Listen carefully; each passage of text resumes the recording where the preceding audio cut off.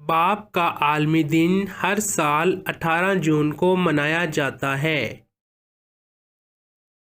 ये दिन अपने वालिद से मोहब्बत का इजहार करने के लिए मनाया जाता है। ये दुनिया भर में मनाया जाता है।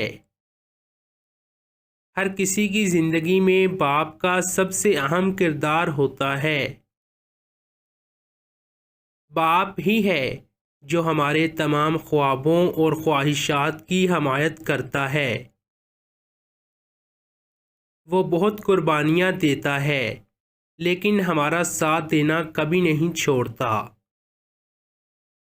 बाप ख़ानदान का एक सतून है जो ख़ानदान को इकट्ठा रखता है। हम इस दिन को अपने बाप को तोहफे देकर मनाते हैं। फादर्स डे हमारे बाप दादा की मोहब्बत और कोशिशों की तारीफ़ करने का एक बेहतरीन मौका है।